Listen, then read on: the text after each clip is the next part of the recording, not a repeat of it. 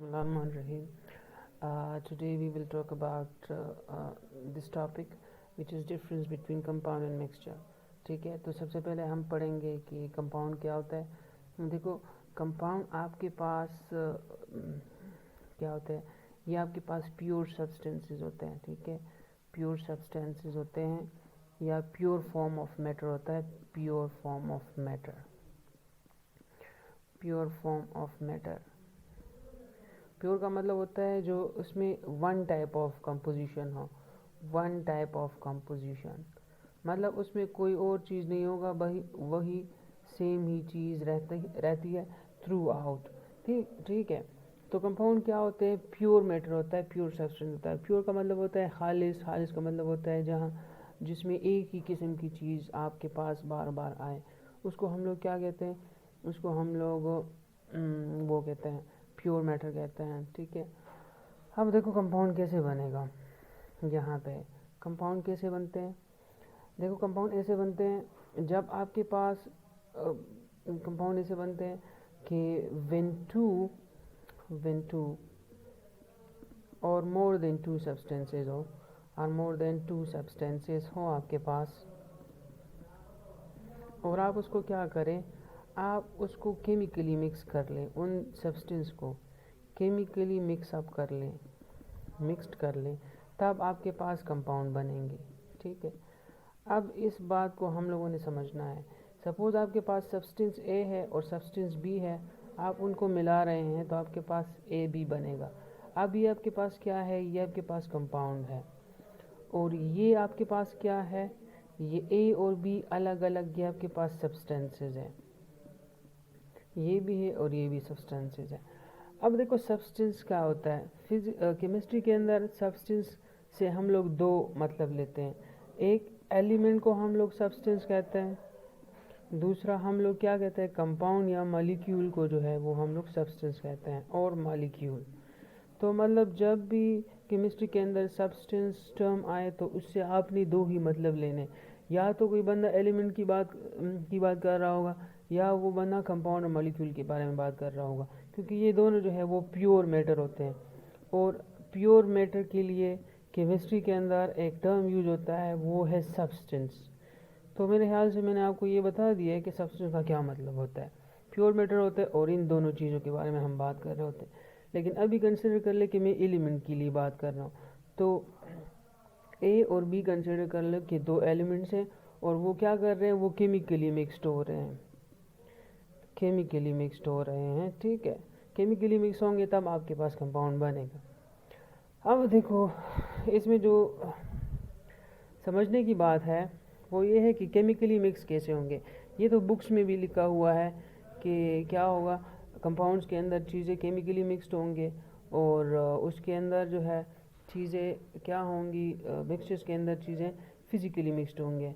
तो मैं आपको एक बात बताता हूँ, यहाँ से आप सुने और समझें कि मिक्सचर के अंदर क्या होगा।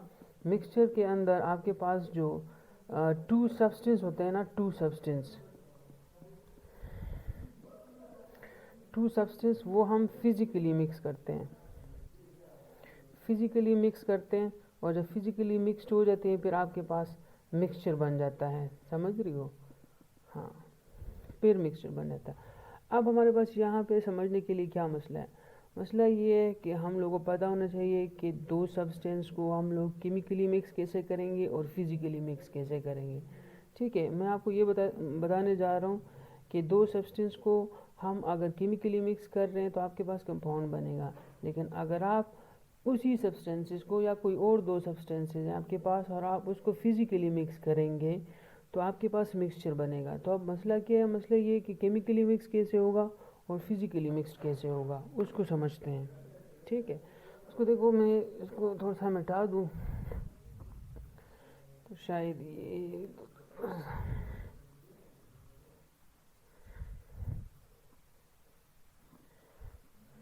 अच्छा देखो, यहाँ पे केमिकल मिक्सिंग के अंदर हमें एक चीज़ याद रखनी होती है। केमिकल मिक्सिंग के अंदर सपोज़ ये ए और बी है, आपके पास ए बी बन रहा है। सपोज़ करो ये आपके पास हाइड्रोजन है और ये आपके पास ऑक्सीजन है 1/2, तो आपके पास क्या बनेगा, आपके पास पानी बनेगा।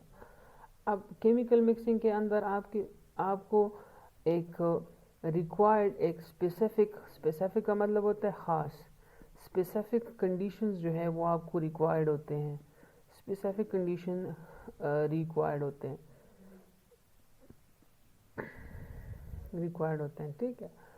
अब स्पेसिफिक कंडीशन का क्या मतलब होगा, क्या मतलब होता है, ये मतलब होता है कि अगर आपने हाइड्रोजन और ऑक्सीजन को मिलाना है तो आपने यहाँ पे तकरीबन 537 सेल्सियस का टेम्परेचर भी प्रोवाइड करना होगा, आपको एक स्पेसिफिक प्रेशर भी प्रोवाइड करना होगा, आपको और भी जो चीज़ें हैं कंट्रोल्ड इन्वायरमेंट आपको चाहिए होगा, कंट्रोल्ड इन्वायरमेंट, ठीक है।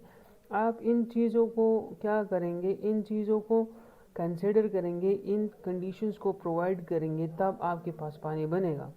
अदरवाइज़ अगर आप इन कंडीशंस को क्या करते हैं, अवॉइड करते हैं, या आप ये कंडीशंस नहीं करते, तब आपके पास पानी नहीं बनेगा।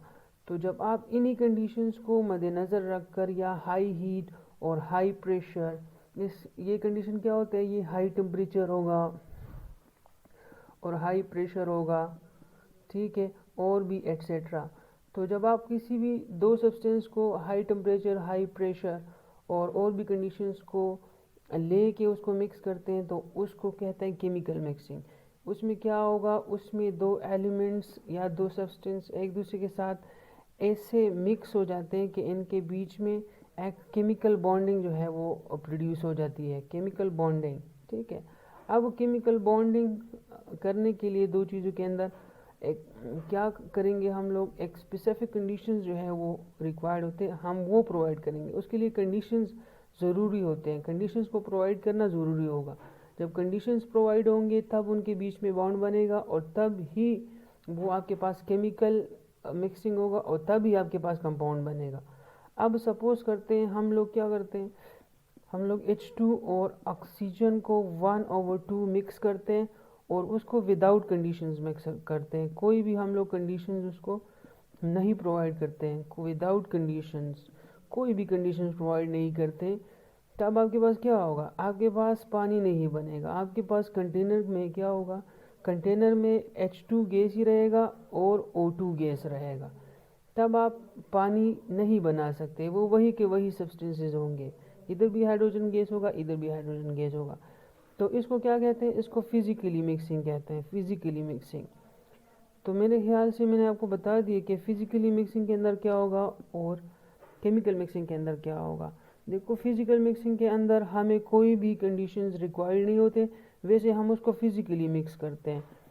फिज़िकली मिक्स का क्या मतलब होता है, फिज़िकली मिक्स का ये मतलब होता है कि आप उसको मतलब सिर्फ 2 कंटेनर ले लें, एक में हाइड्रोजन ले लें, दूसरे में ऑक्सीजन ले लें और इनको मिला लें। जब आप इनको मिलाएंगे तो आपके पास इसका मिक्सचर बन जाएगा, O2 का और ऑक्सीजन का आपके पास मिक्सचर होगा, आपके पास कंपाउंड नहीं बनेगा। अब देखो इधर पानी के केस में देखो, इधर जब हम लोग क्या कर रहे थे, कंडीशंस को प्रोवाइड कर रहे थे, तब हमारे पास पानी बन रहा था, और ये ऐसा पानी आप इसको फॉर ड्रिंकिंग पर्पज़ के लिए भी यूज़ कर सकते हैं। लेकिन यहाँ पे जो आप ऑक्सीजन और हाइड्रोजन को विदाउट कंडीशंस वैसे ही मिला लेते हैं, तब आपके पास वाटर जो है वो नहीं बनता, वाटर नहीं बनता, सिर्फ आपके पास वही हाइड्रोजन और ऑक्सीजन गैस ही रहेंगे, तो आप इसको पी नहीं सकते। देखो ये तो गैसेज है ना, मिक्सचर ऑफ गैसेज आपके पास प्रोड्यूस हो रहे हैं, क्योंकि आप उसको फिजिकली मिक्स करें, तो फिजिकली मिक्स करेंगे तो कंपाउंड नहीं बनेगा, मिक्सचर ही बनेगा। ये देखो ये मिक्सचर है, ठीक है।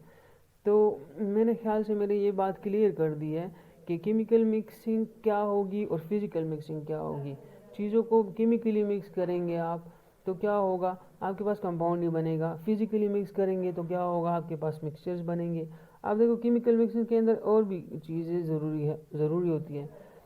चलो वो बात आपको मैं नहीं बता रहा हूँ, लेकिन सिर्फ ये कंडीशंस वाली बात ज़रूर याद रखें। दूसरा ये है कि कंडीशंस, हाँ इसके अंदर कंडीशंस रिक्वायर्ड होते हैं, कंडीशंस रिक्वायर्ड ये बात है फिज़िकल मिक्सिंग के अंदर। और बॉन्ड का जो बनना होता है ना, बॉन्ड फॉर्मेशन भी बहुत इंपॉर्टेंट बात है कि यहाँ पे बॉन्ड फॉर्मेशन जो है वो बहुत इंतहाई ज़रूरी है। बॉन्ड भी 2 सब्सटेंस के बीच में बनेगा। अब ये जो फिज़िकल मिक्सिंग है, फिज़िकल फिज़िकल मिक्सिंग के अंदर जब आप दो चीज़ों को मिलाते हैं तो नो कंडीशंस रिक्वायर्ड होते हैं, कंडीशंस रिक्वायर्ड नहीं होते, और नो बॉन्ड फॉर्मेशन, और बॉन्ड भी नहीं बनता, ठीक है। नो बॉन्ड फॉर्मेशन, तो बॉन्ड भी नहीं होगा और फिज़िकल कोई कंडीशंस भी रिक्वायर्ड नहीं होंगे, तब उसको हम क्या कहते हैं, उसको हम लोग वो कहते हैं फिज़िकल मिक्सिंग कहते हैं। और इसके थ्रू हमारे पास क्या बनेगा, इसके थ्रू हमारे पास मिक्सचर्स ही बनेंगे, और इसके थ्रू हमारे पास कंपाउंड्स बनेंगे, ठीक है। हाँ, तो मतलब this is really clear now if someone tells you that what is the difference between the compound and the mixtures. So you can say that when two or more than two substances are chemically mixed together, they will give you a compound, and when two or more than two substances are physically mixed together, they will give you a mixture. So the next question he or she will ask you that what is mean by chemical mixing and what is mean by physical mixing. So in chemical mixings, the conditions are always required to be provided, and the bond must be formed between those two substances in a chemical mixing.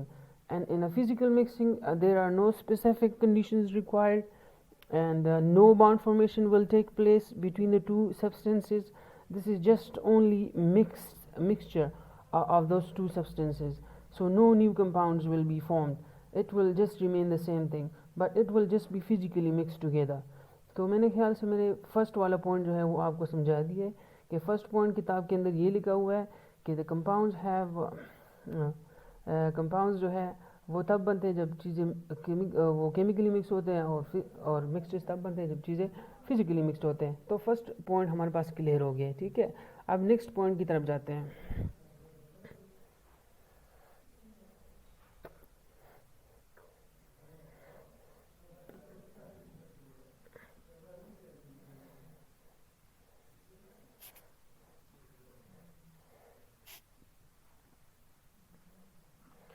अच्छा, दूसरा point जो है वो भी बहुत interesting point है।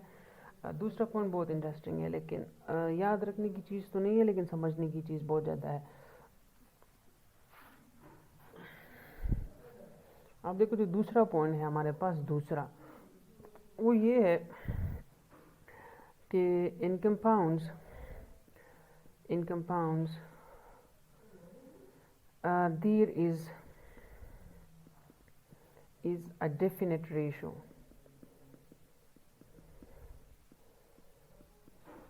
Definite ratio of substances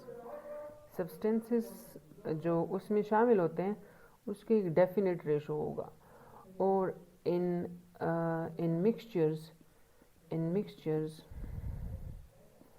the substances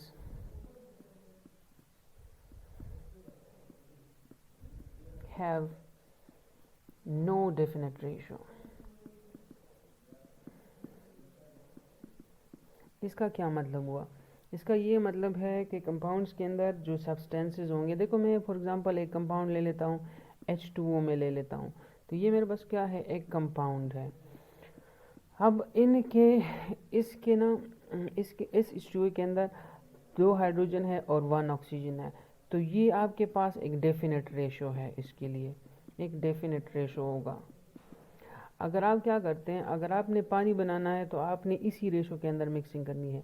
मतलब आपने 2 ग्राम हाइड्रोजन लेना होगा, हाइड्रोजन, एंड 1 ग्राम आपने क्या लेना होगा, 1 ग्राम आपने ऑक्सीजन लेना होगा, तब ही आपके पास पानी बनेगा, वाटर। अगर आप इस रेशो को नहीं लेते तब आपके पास पानी नहीं बनेगा। देखो कैसे है, H2O के अंदर देखो 2 हाइड्रोजन है और 1 ही ऑक्सीजन है,